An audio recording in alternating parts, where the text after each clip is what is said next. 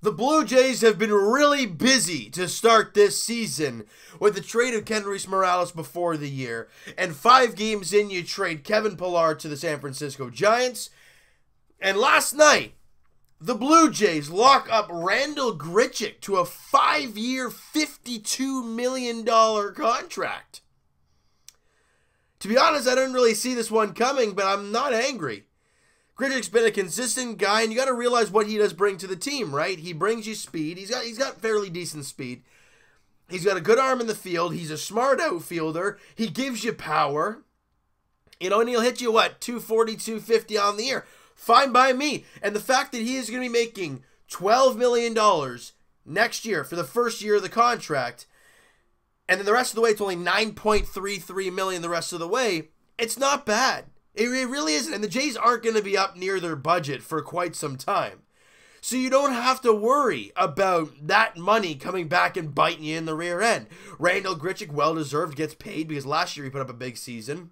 And he deserves it. And the Jays want to eat up some of those free agency years for him. They don't want to have to deal with trading a guy because they don't have any years of arbitration left. So they sign him to a long-term deal. And the crazy thing about this, guys, Randal Grichuk and Lourdes Gurriel Jr. are the only Blue Jays physically signed past this year. The rest of the guys either have arbitration eligibility or they're free agents.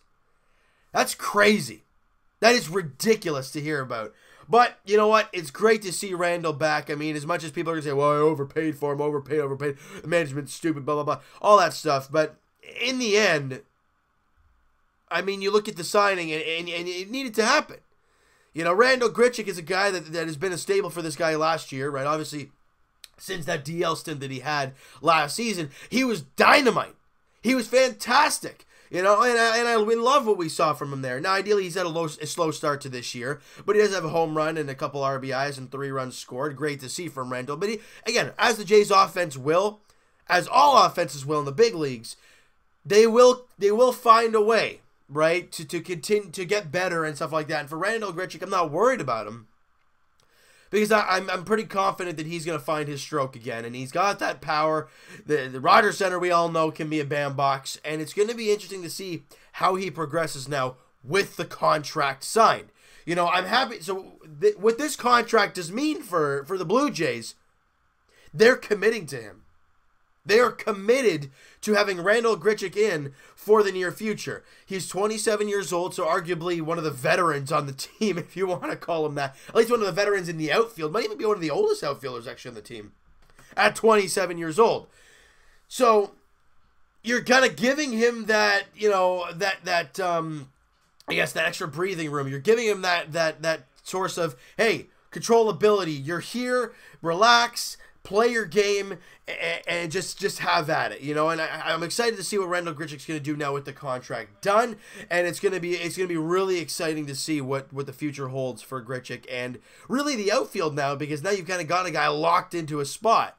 And that remains 2 outfielders positions, right? You trade Kevin Pillar, so that opens a spot for Anthony Alford, but you still have guys like Billy McKinney, Teoscar Hernandez, guys like that are, you know, possibly gonna come in and fill the void if that will, right? It's gonna be interesting, you know. And I do like this signing, you know. I mean, yeah, there's what he's set to make $5 million this year, but the new contract reportedly bumps his pay up to $7 million this year, and includes a $5 million signing bonus.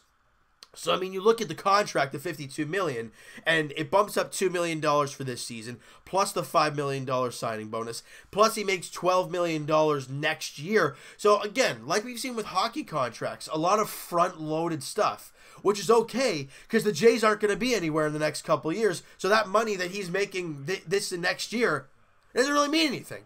So it's great to see Randal Grichuk get the deal, and for the Blue Jays, the fact that after next year, when the Jays hopefully are going to start to contend, $9.33 million is what you're going to be, you know, what he's going to be making. So that's okay. That is okay. And I like this deal from Randal Grichuk. I really do. But you know what, guys? That is going to do it for this one. You guys enjoyed this video, and you guys are happy to have Randal Grichuk back on the team for a 5-year span. Smack that like button. I do appreciate that. Hit the subscribe button if you guys have not already. Comment down below, guys. What do you think of the video? What do you think of the signing? Do you think it's a good deal for the Jays? Good deal for Grichuk. Good deal for both sides. Also, your thoughts on Randal Grichuk. What do you think? I mean, do you like him coming back for 5 years? Ideally, you know, he'll be 32 by the end of the contract, so you could see him being moved in that final year, depending on how things are going at the time. But I want to hear your guys' thoughts towards this signing. Do you like it? Do you not like it? What do you like about it? What do you not like about it? And also, who do you think is going to have the outfield spot now that Pilar's gone and Grichuk's now signed long term?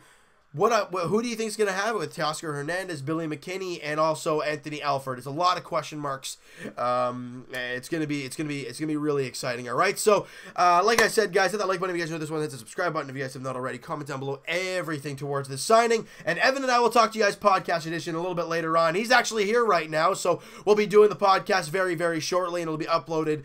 Well, I'd say early afternoon. Links are in the description for the podcast channel and for the podcast itself on iTunes. Twitter is also down below. Follow up, send me a DM, do all that great stuff, and I will talk to you guys Raptors edition tonight as the Raptors are in Brooklyn taking on the Nets. A possible round 1 matchup between the Nets and Raptors.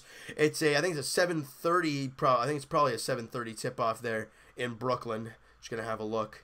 7:30 tip-off, yeah, like I said, at the Barclays Center in Brooklyn, as Raptors looking for their 5th straight victory. And as for the Leafs, their next game is on Thursday, as they welcome in the Tampa Bay Lightning for the final time this year, unless they make them in the playoffs.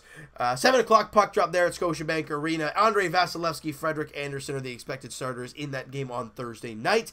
And as for the Blue Jays, guys, like we've been talking about, the finale of the 3-game set against the Baltimore Orioles is tonight. Nate Carnes, Matt Shoemaker are the starters. A 4:07 first pitch at Rogers Center. Let's avoid the sweep and get a win and feel good, all right? So thank you guys so much for listening and watching.